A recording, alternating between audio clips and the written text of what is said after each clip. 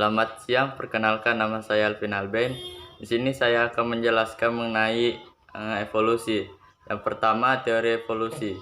Evolusi merupakan perubahan struktur tubuh makhluk hidup yang berlangsung secara perlahan-lahan dalam waktu yang sangat lama. Teori evolusi merupakan suatu hal yang hingga kini bukti-bukti evolusi terus dicari. Charles Darwin sebagai salah seorang tokoh teori evolusi dianggap sebagai bapak evolusi.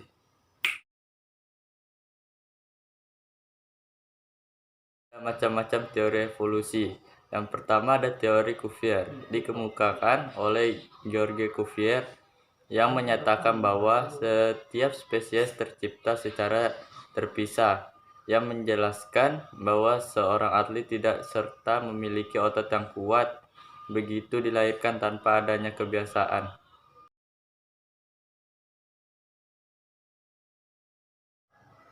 Kemudian yang kedua ada teori Lamarck, mengemukakan bahwa evolusi terjadi karena adanya organ yang dipakai dan tidak dipakai. Secara sederhana yang mencontohkan evolusi leher jerapah yang panjang disebabkan tingginya pohon yang menjadi sumber makanan jerapah. Jerapah yang terus-menerus menjulurkan lehernya untuk menggapai makanannya.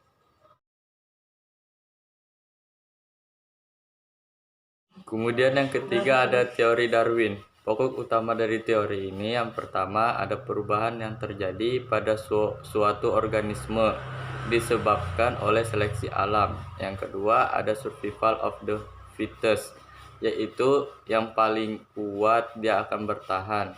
Kemudian yang ketiga ada struggle for existence, yaitu berjuang keras untuk bertahan hidup.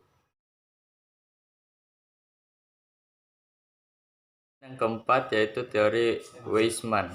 Weismann adalah seorang ahli biologi kebangsaan Jerman yang mengatakan bahwa evolusi terjadi karena adanya seleksi alam, faktor genetis. Kemudian ada konsep evolusi. Yang pertama ada mutasi gen. Dapat diartikan suatu perubahan struktur DNA yang menyebabkan perubahan sifat pada suatu organisme dan bersifat menurun. Kemudian yang kedua ada rekombinasi gen. Adalah mekanisme yang sangat penting dalam proses evolusi. Di sana dijelaskan tentang hukum pewarisan sifat, yaitu hukum 1 Mendel dan hukum 2 Mendel.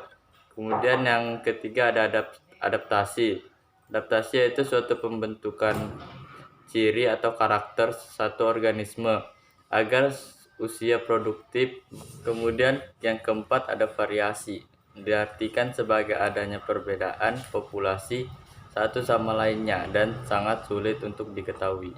Kemudian yang kelima ada seleksi, di mana memiliki genotip yang menghasilkan fenotip dan bermanfaat bagi organisme suatu lingkungan untuk bertahan hidup.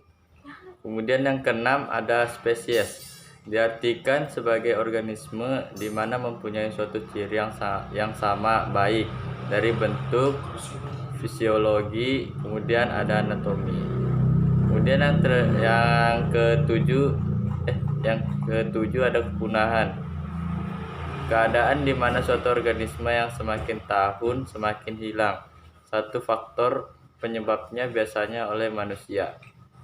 Sekian dari saya, jika ada kesalahan mohon dimaafkan. Sekian, terima kasih.